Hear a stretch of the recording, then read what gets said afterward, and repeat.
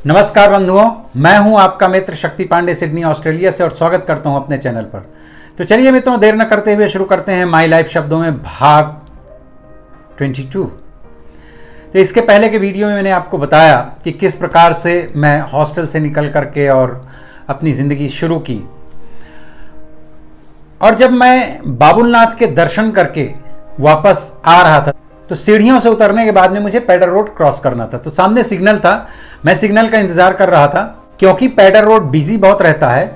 तो उसमें आने जाने के जो दो ट्रैक हैं, तो जो इधर से जाने वाला ट्रैक भी है उसको सुबह क्योंकि सिटी की ओर जाने का ट्रैफिक ज़्यादा होता है तो वो कोन्स वगैरह रख करके एक ट्रैक इधर से भी वो निकाल लेते हैं, जो इधर जाने वाला है उधर से ही आने वाला भी कर देते हैं केम्स कॉर्नर ब्रिज के पास से। तो एक कन्फ्यूजन था थोड़ा सा, और जब वक्त बुरा होता है तो बड़ी से बड़ी चीज़ें और बड़ी से बड़ी भूलें इंसान कर जाता है। तो ऐसे ही कुछ मेरे साथ में भी था। तो मैं क्रॉस ही कर रहा था कि उधर से एक कार आई और उस कार ने मुझे हिट किया, और बहुत ज़बरदस्त ढंग से हिट किया कि मुझे तो कुछ भी याद नहीं है। जिन लोगों ने देखा था, प्रत्यक्षदर्शियों ने बाद में मुझे बताया था कि मैं करीबन 5-6 फीट तक ऊपर उछला और फिर कार की बोनट में गिरा, कांच पे लगा और नीचे जाकर के फुटपाथ डिवाइडर पे जाकर के मैं गिरा। एक तरफ भाग्य खराब भी था और दूसरी तरफ मैं कहूँगा भाग्य अच्छा भी था। तो बुरा इसलिए था क्योंकि एक्सीडेंट हुआ, और अच्छा इसलिए था कि सामने ही पुलिस की वैन खड़ी हुई थी जिसमें पुलिस भी थी। तो ये एक्सीडेंट उन लोगों ने विटनेस किया, देखा। तो ज़्यादा समय ख़राब नहीं हुआ और इमीडिएटली उन लोगों ने, क्योंकि मैं बेहोश था, मुझे नहीं पता है, तो वहाँ से ले जाकर के और नायर हॉस्पिटल में मुझे पुलिस ने एडमिट करवा दिया। और करीबन 5-6 घंटे के बाद में मुझे जब होश आया तो मैंने देखा कि मैं तो हॉस्पिटल में हूँ और मैं इस लायक भी नहीं था कि हिल सकूँ। शरीर में बहुत ज़्यादा चोट, इंटरनल चोट बहुत आई थी। बाहरी चोटें तो उतनी ज़्यादा नहीं थी, पर इंटरनल मार बहुत थी। तो मैं हिल डुल नहीं पा रहा था अपने बेड पर। तो जब मुझे होश आया तो नर्स आई, नर्स के बाद में डॉक्टर्स आए। उन लोगों ने पूछा कि आप यहाँ किसी को जानते हैं? तो मित्रों, एक पल मैं सोचने लगा कि मैं क्या बताऊं कि मैं किसको जानता हूं, किसको नहीं जानता हूं। होती है ना कई बार सिचुएशंस, आपको नहीं पता चलता है। तो मैंने कहा वैसे तो मैं किसी को नहीं जानता हूं, लेकिन मेरी डायरी में, मेरी पॉकेट में एक डायरी थी। तो मैंने कहा इसमें एक नंबर है, इस पर आप फ़ोन करके और इन्फॉर्म कर दीजिए, मेरा नाम शक्ति पांडे है, कि मेरा एक्सीडेंट हो गया है।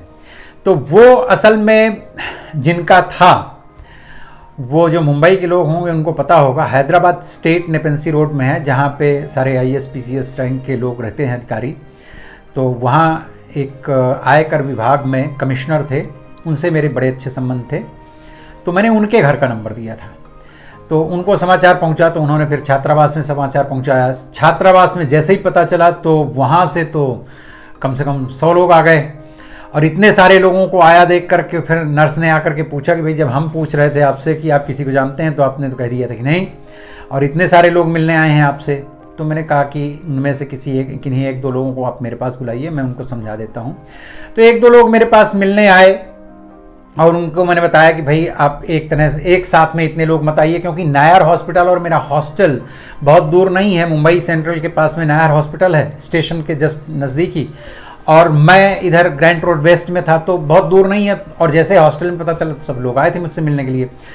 तो मैंने कहा कि 2-2, 4-4 लोग आप लोग जो हैं, मिलने का जो टाइम है उस टाइम पर आया करिए। और इस प्रकार से लगभग मैं 27 दिन तक हॉस्पिटल में था, 27 डेज।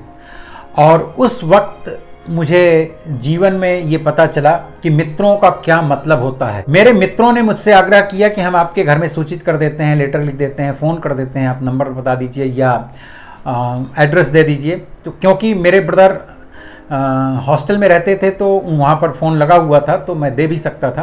तो मैंने विचार किया, मैंने कहा जो एक्सीडेंट होना था वो हो चुका, जो पीड़ा मुझे मिलनी थी वो मिल चुकी, और जो ठीक होना है, तो इतने सारे जब मित्र हैं, और मेरे मित्रों ने बहुत साथ दिया। 24 घंटे मेरे पास में 2 लोग रहते थे, उन लोगों ने आपस में ड्यूटीज़ लगा रखी थी।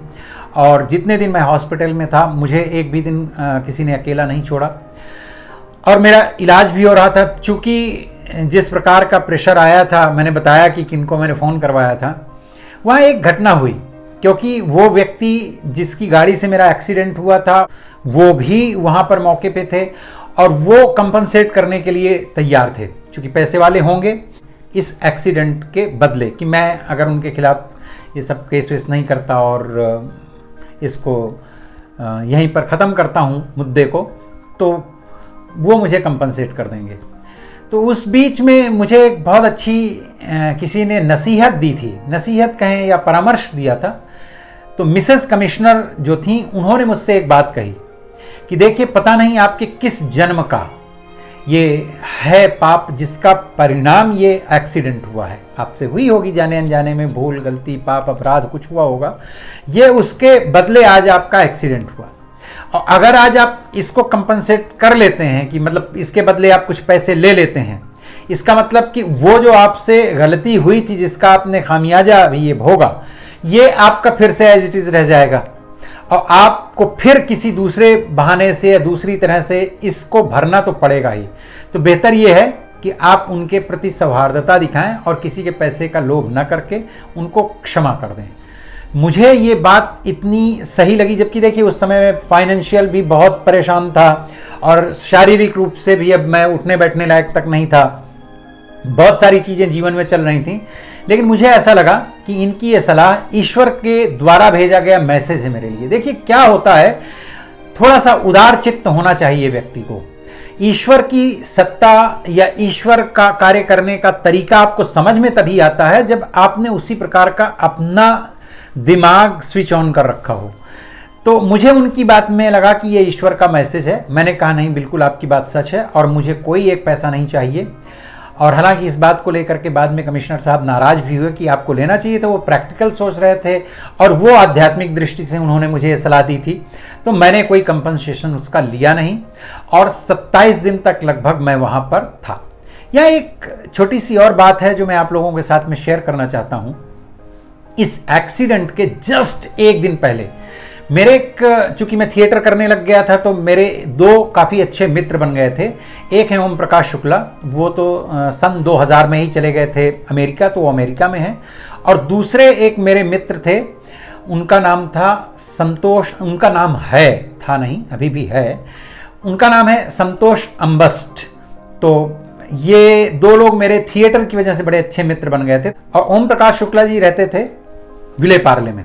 तो हम तीनों लोग साथ में स्ट्रगल करने, क्योंकि अब हम थिएटर ही भर नहीं करते थे, हम लोग सीरियल्स के लिए, मूवीज़ के लिए, फिल्म इंडस्ट्री के जो ऑफिसेज हैं, प्रोड्यूसर्स हैं, उनके यहाँ जाया करते थे। तो हम तीनों लोग हफ्ते में 2 दिन 3 दिन का अपना एक स्केड्यूलिंग करके और स्ट्रगल भी किया करते थे। तो एक्सीडेंट से एक दिन पहले मुझे ओम प्रकाश शुक्ला ने मिलवाया था उनके अपने एक जानने वाले मित्र से। उनका नाम है कृष्णा सिंह और वो रहते हैं इस्टोनिया में। वो पिछले 10-11 साल से अब इस्टोनिया में, उस टाइम पर वो भाईंदर ईस्ट में ही रहते थे और स्टेशन के पास ही उनकी ऑफिस थी। वो काफ़ी अच्छे लगे, पढ़े लिखे आदमी थे और बड़े सज्जन थे। तो उनको जब पता चला, देखिए क्या होता है कि सही समय पर सही कार्य किया जाए अगर, तो वो हमेशा के लिए आपके दिल में और जीवन में स्थान बना लेता है।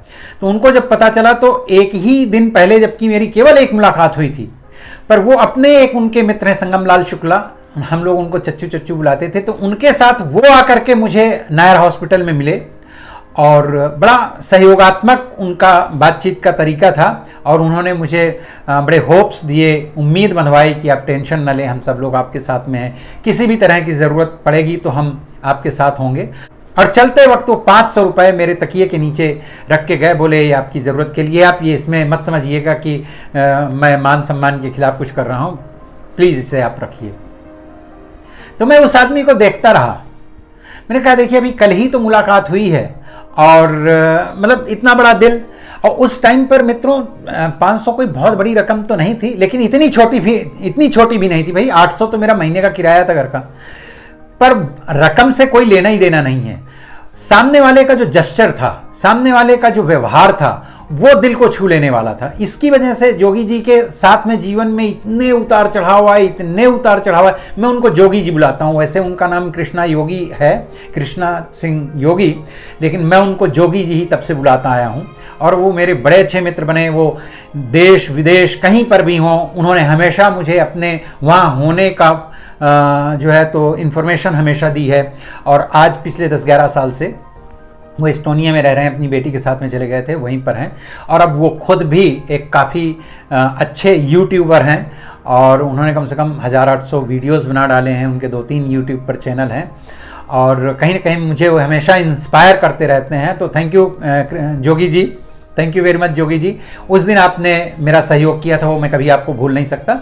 उसके बाद मेरे उनके अच्छे संबंध डेवलप हुए, उनकी शादी हुई तो उसमें मेरे ब्रदर भी आए थे इलाहाबाद, क्योंकि वो गए थे इलाहाबाद। तो हाँ, यहाँ एक और आपको बात बताऊंगा कि ये सब कुछ हुआ और मैंने अपने घर वालों को इन्फॉर्म नहीं किया।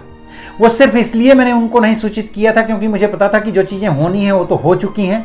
अब अगर वो लोग आएंगे इलाहाबाद से या फतेहपुर से तो यहाँ उन लोगों को उल्टे तकलीफ होगी। हालांकि मेरा अपना घर है, लेकिन मैं नहीं चाहता था कि अपनी इस मुसीबत और अपने इस कष्ट में उनको और दुखी करूं, क्योंकि अभी तक मैं उनको कुछ इतना अच्छा उनके साथ कर नहीं पा रहा था, इतना सहयोग नहीं कर पा रहा था। तो मैं अपने परिवार को अपने इस पीड़ा और अपने इस दुख से जोड़ना नहीं चाहता था। मुझे लगा ये 1-2 महीने में सब ठीक ठाक हो जाएगा, उसके बाद मैं अगर उनको पता चलेगा तो उस वक्त उनको उतनी तकलीफ नहीं होगी, क्योंकि तब तक मैं ठीक हो चुका होऊंगा। और ऐसा हुआ भी। लेकिन इस बीच में मैं आपको एक बात बताऊं कि करीबन 5-6 महीने के बाद में योगी जी को कोई काम था इलाहाबाद, तो वो गए थे, तो मेरे ब्रदर से मिले। तब उन्होंने जब बताया तो उन्होंने भी बताने के लिए नहीं बताया था, कोई प्रसंग ऐसा आया जिसमें बातचीत के दौरान उनको, मेरे ब्रदर को ये बात उन्होंने बताई, तो उनको बड़ा ताज्जुब हुआ कि अरे इतनी बड़ी दुर्घटना हुई और उन्होंने मुझे सूचित भी नहीं किया। फिर इसके बाद मेरे ब्रदर भी आए मुझसे मिलने, सब कुछ हुआ। वो एक अलग कहानी है। तो अभी चलते हैं हॉस्पिटल में। फिर लगभग 27-28 दिन के बाद में जब मैं डिस्चार्ज हुआ तो मैं अपने फ्लैट आया और मेरे साथ में मेरे छात्रावास के 1-2 मित्र हैं जो 5-10 दिन मेरे साथ में रुके। धीरे धीरे जब मैं थोड़ा सा अपने आप को संभालने के लायक हुआ तो फिर वो लोग फिर अपने अपने काम में चले गए, अपने छात्रावास लौट गए और ज़िंदगी फिर से पुराने ढर्रे में चलने लगी।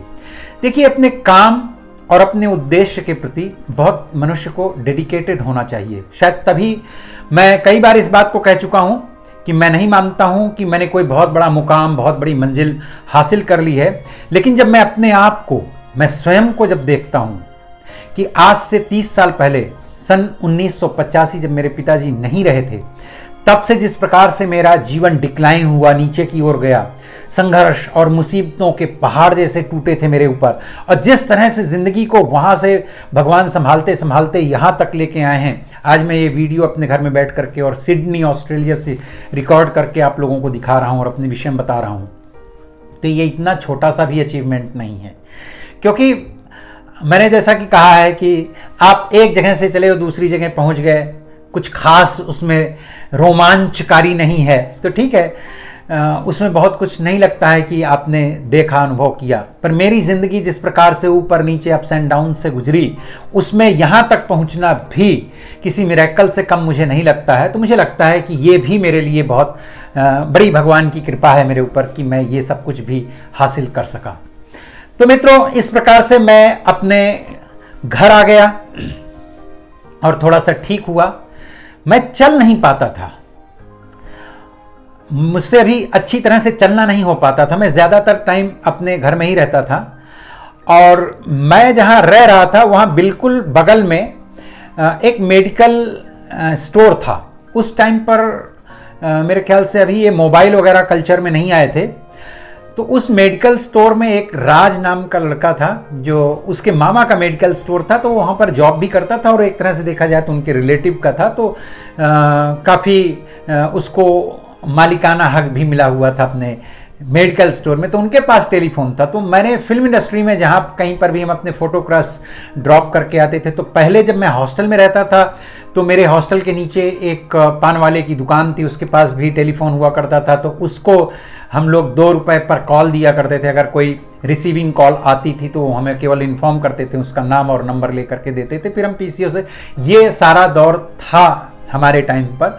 और यहाँ जब आया था तो फिर मैंने राज के साथ में दोस्ती हुई थी। तो राज हालांकि मुझसे पैसे नहीं लेते थे, लेकिन अगर कोई फ़ोन आता था, कुछ होता था, या मुझे किसी को कॉन्टैक्ट नंबर देना होता था तो मैं राज का दिया करता था।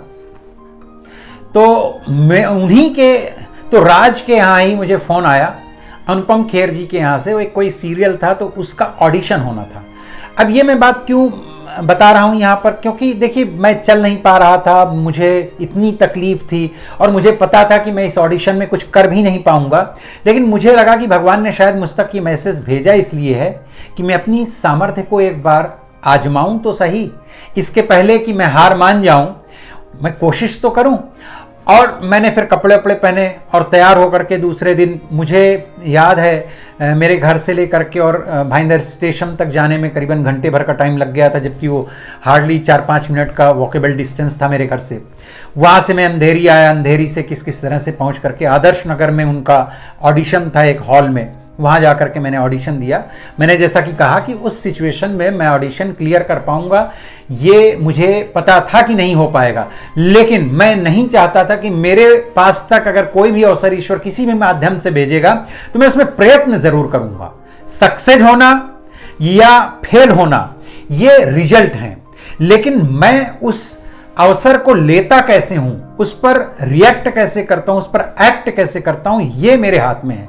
तो मैं जितना भी कर सकता हूं मैं उसको करने में कभी भी पीछे नहीं हटूंगा। इस भावना से मैं वहां गया और मैं अपनी यहां की जिंदगी में पूरी तरह से व्यस्त हो गया था।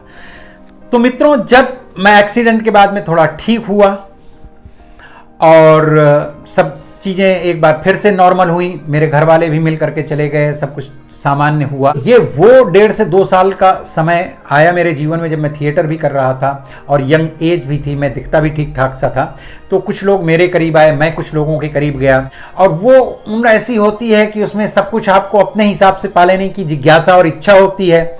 और भैया सब कुछ तो आपके हिसाब से नहीं चल सकता। आप अपने जीवन के विषय में कुछ अच्छे निर्णय और बुरे निर्णय ले सकते हैं, लेकिन जब संबंधों की बात आए तो संबंधों में तो भाई सामने वाले का भी पार्टिसिपेशन होना चाहिए। आप किसी को बहुत लाइक करते हैं, सामने वाला शायद शुरू में आपको बहुत लाइक करता है, लेकिन बाद में अगर वो आपके साथ कंटिन्यू नहीं करना चाहता, उसकी अपनी मजबूरियां, अपनी इच्छाएं, अपनी ज़रूरतें, हर व्यक्ति का अपना व्यक्तित्व अलग अलग होता है, उनके निर्णयों का स्वागत करना चाहिए।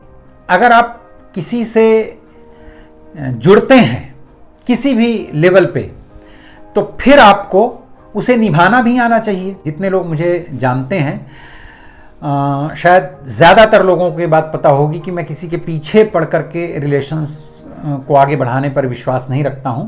मुझे लगता है जिस प्रकार से मैं दूसरों के प्रति सम्मान का भाव रखता हूँ, आदर का भाव रखता हूँ, तो अगर मेरे साथ में वो किसी भी रूप में, मित्र के रूप में या किसी अन्य रूप में भी अगर जुड़े हुए हैं, तो उनके भी मन में मेरे लिए उतना आदर या प्रेम स्नेह होना चाहिए। मैं ये परस्पर दोनों तरफ से इस पर ऐसी ही कुछ विचारधारा का व्यक्ति हूँ। तो ये उन्हीं दिनों की बात है। मैं गया हुआ था जुहू, लगभग हफ्ते में 2-3 दिन हम ऑफिसेस जाया करते थे, फिल्म इंडस्ट्री के ऑफिसेस, जहाँ पे अपनी पिक्चर्स ड्रॉप करते थे। आई मीन स्ट्रगल करने जाते थे रोल्स के लिए, काम पाने के लिए। इसी सिलसिले में मैं जुहू गया हुआ था एक दिन। तो वहाँ पर इस्कॉन के जो फाउंडर हैं प्रभुपाद जी, उनके ऊपर एक सीरियल बन रहा था, जिसको मेरे ख्याल से प्रोड्यूस वगैरह इस्कॉन ही कर रहा था, मुझे भी याद नहीं, बहुत साल हो गए। तो वहाँ एक एसोसिएट डायरेक्टर थे, तो उनसे मेरी पहले कई बार चूंकि मुलाकात हो चुकी थी। तो वो लखनऊ के थे, बड़े अच्छे व्यक्ति थे, बड़े हंसमुख व्यक्ति थे। तो ऐसा हुआ था संयोग से कि 2-3 बार मेरी उनकी बाहर भी मुलाकात हुई थी, तो हम लोग थोड़े मित्र जैसे बन गए थे।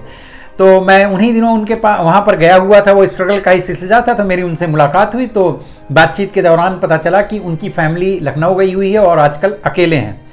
मैं यहाँ, मेरा एक छोटा सा स्वार्थ था उनके साथ में। स्वार्थ ये था कि वो लखनऊ के थे, और अब तो नहीं, शायद अब उतना नहीं होगा, लेकिन उस वक्त तक थिएटर और सीरियल्स और फिल्म इंडस्ट्री में भी उर्दू बहुत ज़्यादा प्रयोग में आती थी। और उर्दू का अपना एक उच्चारण होता है, जैसे नुक्ता वगैरह लगते हैं, जा, जा, तो वो गा, तो वो जो लगते हैं नुक्ते वगैरह, तो वो मैंने काफ़ी कुछ सीखा था, लेकिन मुझे उनका उच्चारण इतना अच्छा लगता था। तो ये हमेशा मैं उनसे कहा भी करता था कि कभी अगर समय मिला और जीवन ने अवसर दिया तो मैं आपके साथ कुछ वक्त बिताना चाहूँगा, कि आपसे मैं ये जो उर्दू के शब्द हैं, उर्दू का जो उच्चारण है, मैं सीखना चाहूँगा। तो उनसे जब बातचीत हुई तो मैंने कहा आप मेरे पास क्यों नहीं आ जाते हैं जब तक आपकी फैमिली वापस नहीं आती है लखनऊ से, कुछ 15-20 दिन के लिए गई थी। तो उन्होंने कहा हाँ मैं तो आ जाऊँगा इस टाइम पे अगर आप मुझे बोलोगे सीरियसली। तो मैंने कहा नहीं नहीं आ जाइए अब। तो मैं उनको बैग वैग पैक करवा के अपने साथ ले आया भाईंदर, और उनसे दिन भर बातचीत करके, और मैं सीखता रहता था। तो लगभग हफ्ते 1.5 हफ्ते हो चुके थे। तो एक दिन उन्होंने बताया कि हाँ भाईंदर में मेरी एक मुँह बोली बहन रहती हैं और मैं उनके पास जा रहा हूँ, मैं चाहता हूँ कि आप भी मेरे साथ चलें। तो मुझे लगा इनके जानने वाले, इनके रिलेटिव हैं, मैं वहाँ पर क्या करूँगा जा करके। तो उन्होंने आग्रह किया कि नहीं नहीं नहीं चलिए कोई बात नहीं, 1-2 घंटे घूम करके आते हैं। आपका भी मन बदल जाएगा थोड़ा सा। तो वो अच्छा, उम्र में वो काफ़ी बड़े थे मुझसे, मुझे लगता है उम्र में कहो मुझसे 20 साल, हाँ कम से कम 18-20 साल तो बड़े रहे होंगे मुझसे।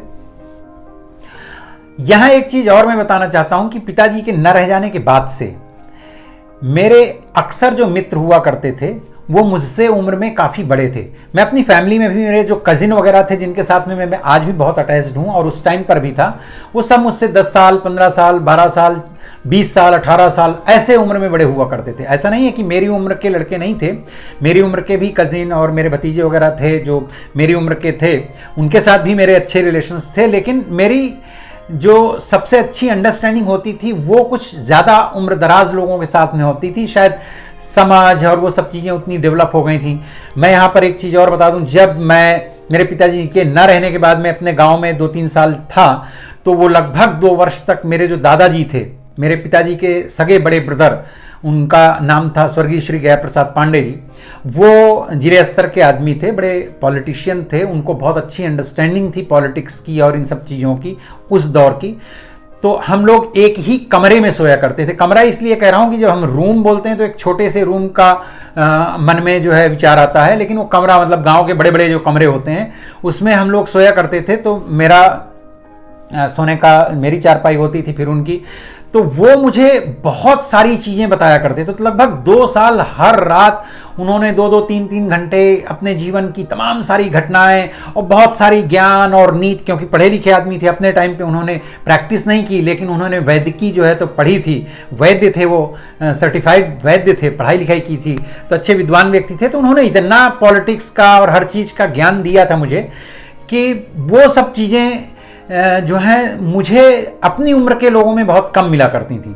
तो इधर जब ये सज्जन मेरे साथ रहने आए थे, ये भी मुझसे 15-16 साल या 20 साल कम से कम बड़े रहे होंगे, तो मेरा इनका जो है मानसिक स्तर सेम लगता था, अंडरस्टैंडिंग सेम लगती थी। तो इनके कहने पर, इनके आग्रह पर एक दिन दोपहर में मैं उनके साथ उनकी मुंह बोली सिस्टर के घर गया।